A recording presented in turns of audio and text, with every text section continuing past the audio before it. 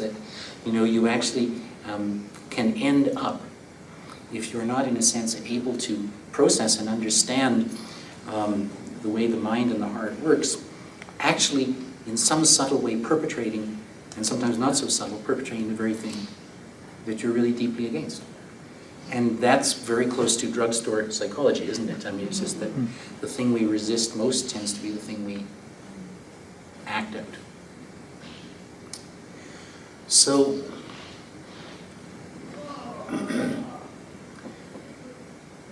what that means, and this is a discussion which is going on a lot in large and small organizations dealing with all kinds of issues, from social change through to the eradication of injustice, or famine relief, or humanitarian assistance in the field, and people dealing with domestic violence issues, people working in schools where there's a lot of disturbance, people dealing, and of course now people dealing with this massive sort of, we're going to say, like, it's more than a cloud, it's like a rainstorm or a thunderstorm of fear, you know, which is going on around the world because of the extremely turbulent situation of the economy everywhere.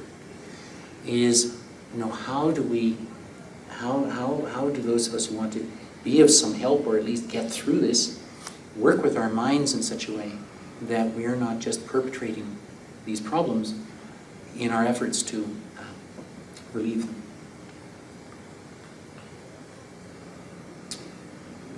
So this relates very, very much to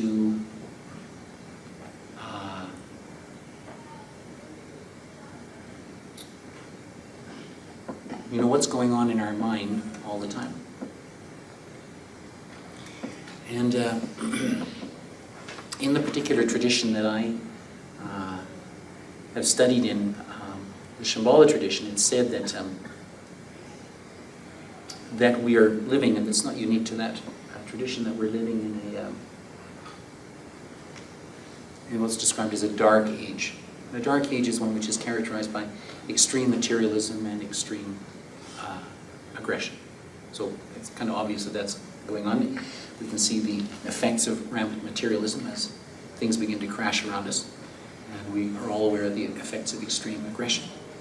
But rather than being depressed about this, what this particular tradition says is that it's in such a difficult period that particular teachings just naturally arise that help us work with it. And I want to stress that this is not unique to the particular tradition that I guess I know more about. I was thinking earlier about an absolutely wonderful story that I came across not so long ago in my work, which concerns the great sort of statesperson and human rights activist, Archbishop Desmond Tutu, who some of you will know was, you know, really shoulder to shoulder with Nelson Mandela in the struggle for the end of apartheid in South Africa and the reconstruction of a new society. It was his idea to have the famous Truth and Justice Commission in South Africa to try and expose and, if possible, heal the atrocities of the past. And he chaired that, and he's sort of both famous and notorious for being so outspoken. And a few years ago, CBS, the Nightline program, wanted to do a special on Desmond Tutu.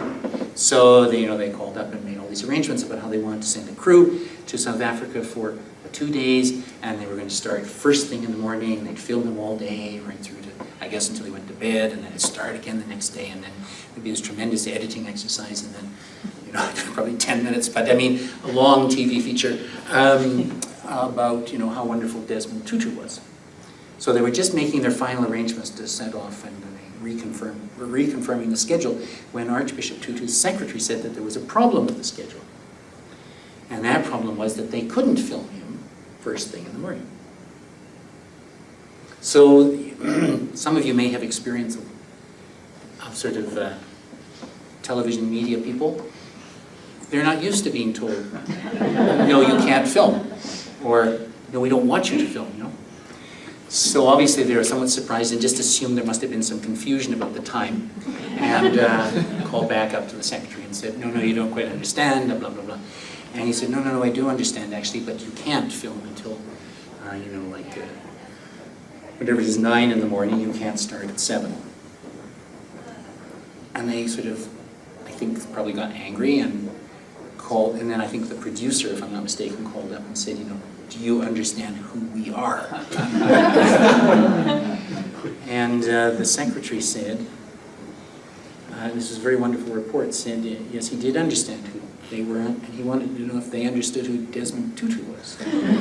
Because he has a regular practice of between, I think it's 7 and 9 every morning, of complete silence.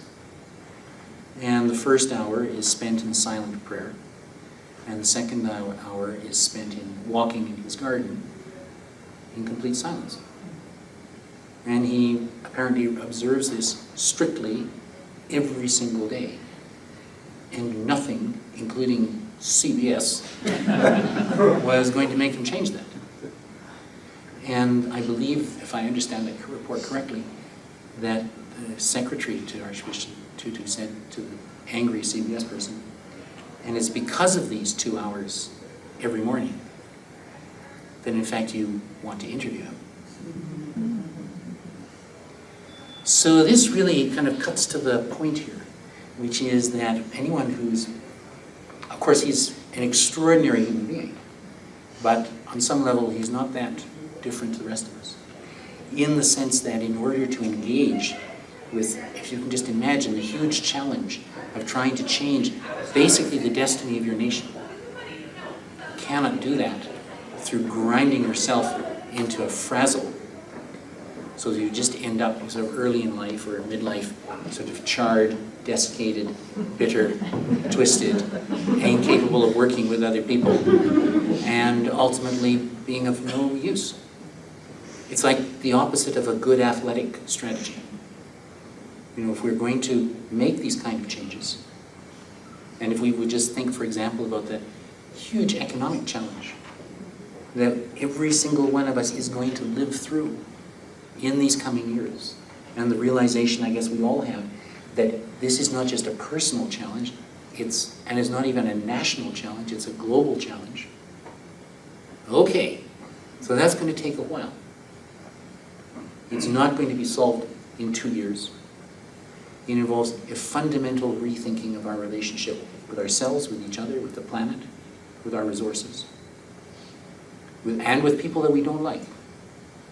It's kind of a major point here, isn't it? It's not like we're all going to get together with the people we like and figure this out. We are actually going to have to get together with people we don't like and figure it out. And that has not been really humanity's habit. So to make that kind of change is a long-term commitment. So it would be like, so if we don't think in that kind of long-term perspective and think to ourselves, okay, I would like to be around and still functioning towards the end of that struggle, as opposed to burn out heroically with a tremendous burst of energy in the first 3 hurdles, but basically be of no use to everybody else after that. So in that sense, I think that's what a lot of organizations are looking for, is maybe you could call this kind of Desmond Tutu strategy, of looking for some form of, you could use the term personal practice, or personal training, or personal assistance, personal development, personal cultivation, that enables us to understand more about how we function, so that we can understand more about how others function, and so that we can examine some of our long inherited mental habits and attitudes, and really understand how we can not reproduce or perpetrate again through our own actions the very problems that we have inherited.